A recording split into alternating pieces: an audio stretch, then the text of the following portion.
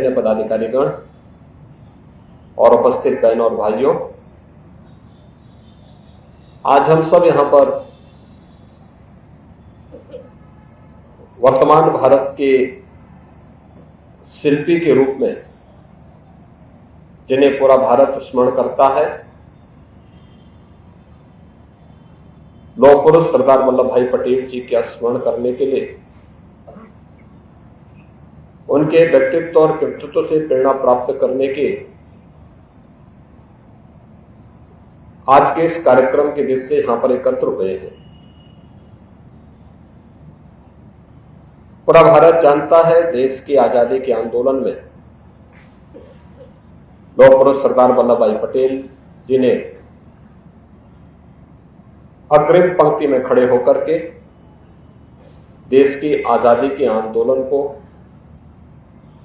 एक नई दिशा देने के लिए उस समय के नेतृत्व के साथ मिलकर के बढ़ चढ़ करके भाग लिया। वे गुजरात के आणंद के पास एक छोटे से गांव में पैदा हुए। एक सामान्य किसान परिवार में जन्म लेने, प्रारंभिक शिक्षा ही भी मां के सानिध्य में ही घर पर ही संपन्न करने के उपरांत उच्च शिक्षा के लिए वे इंग्लैंड गए। वहां से लॉ की उच्च शिक्षा प्राप्त करने के उपरांत भारत आए, लेकिन देश के अंदर आजादी का आंदोलन उस समय चरम की ओर बढ़ रहा था। वे देश की आजादी के आंदोलन में चले, चाहे वह चंपारण आंदोलन रहा हो, नमक सत्याग्रह रहा हो, भारत छोड़ो आंदोलन रहा हो, या फिर देश की आजादी से जुड़े हुए सभी महत्वपूर्ण आयोजन,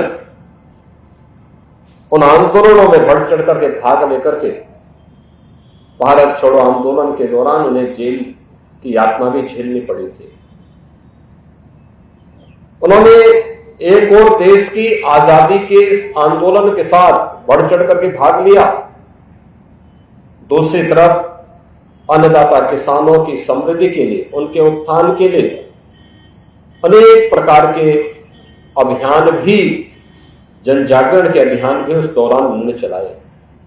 आज जो हम लोग गुजरात के अंदर सहकारिता के मजबूत आंदोलन को देखते हैं, इसकी पृष्ठभूमि में भी सरदार वल्लभ भाई पटेल जी का विजन है, जो आज वहां के हर अन्नदाता किसान को समृद्धि की एक नई ऊंचाई तक पहुंचाया है।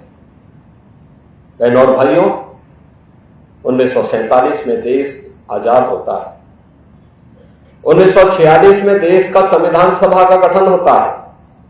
संविधान सभा के प्रमुख सदस्य के रूप में, स्वतंत्र भारत के पहले गृह मंत्री के रूप में उन्होंने न केवल देश के एकीकरण के वर्तमान अभियान को एक नई ऊंचाइयां प्रदान की, 563 से अधिक रियासतों को भारत गणराज्य का हिस्सा बनाया। आज जो भारत हम देख रहे हैं, यह सरदार वल्लभ भाई पटेल की ही सूझबूझ का परिणाम है।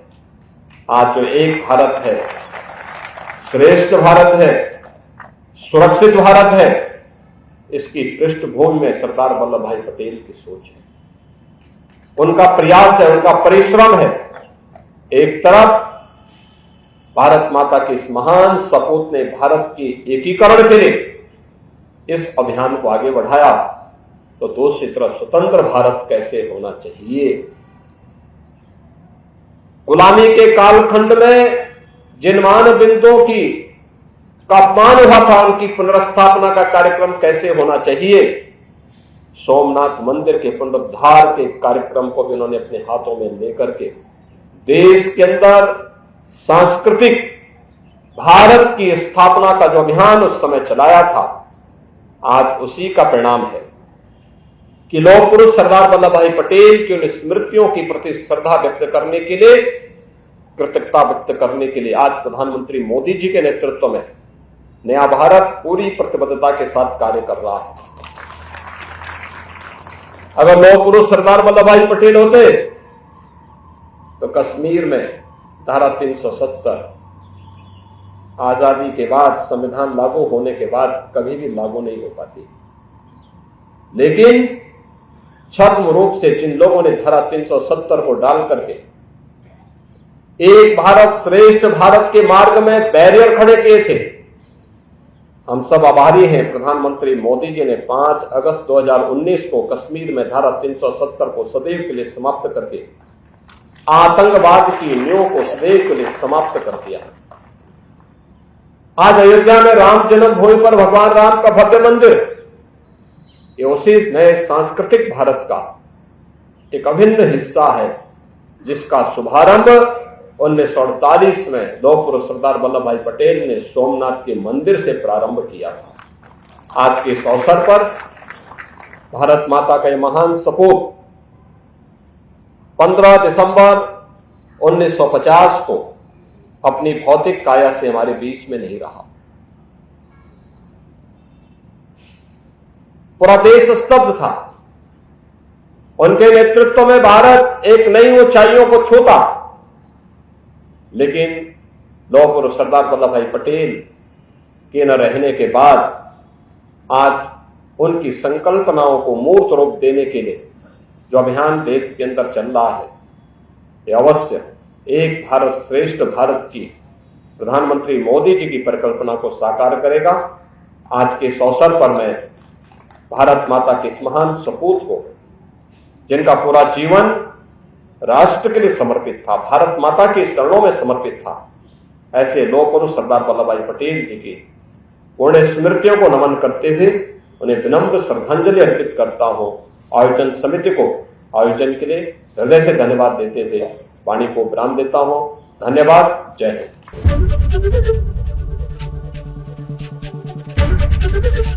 एबीपी गंगा, खबर आपकी, जुबान आपकी।